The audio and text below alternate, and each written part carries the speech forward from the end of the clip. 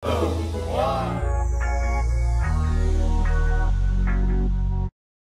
araw nga ng kasal ni Sinab Harake at Ray Park, ay mayroong inihandang regalo itong si Sinab Harake para dito sa kanyang minamahal na si Ray.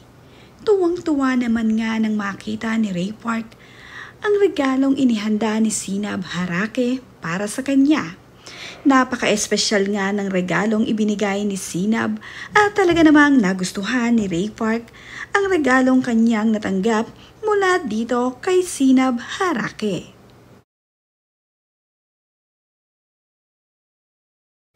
Isang bonggang-bonggang brand new car nga ang iniregalo ni Sinab Harake para dito kay Ray Park.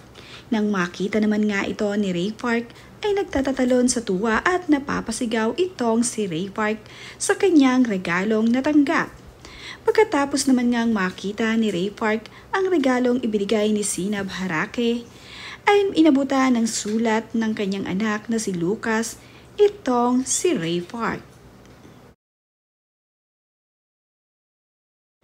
Ayon nga dito kay Sinab Harake ay, "As the head of the family, you deserve this. You deserve me, Eme, and I love you. And I'm excited to see you later. Magugustuhan mo to ang gift ko, lalong-lalo na magugustuhan mo ang gagawin natin dyan in the future. Dahil kapag legal couple na tayo, pasok ang new fantasy. Now unlock. Thank you for taking care our kids and to me as well. Marami pa tayong lalakbayin na magkasama.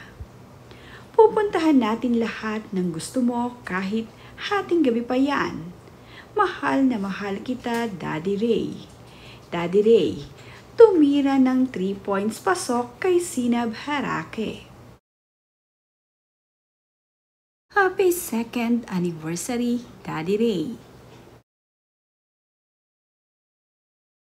Nakatanggap din ng bonggang-bonggang regalo itong si Sinab Harake galing dito kay Ray Park. Ito ang anak niyang si Bia ang nag-abot dito sa kanyang mami Sinab. Isang napakagandang bonggang bag nga ang ibinigay ni Ray Park para dito kay Sinab Harake.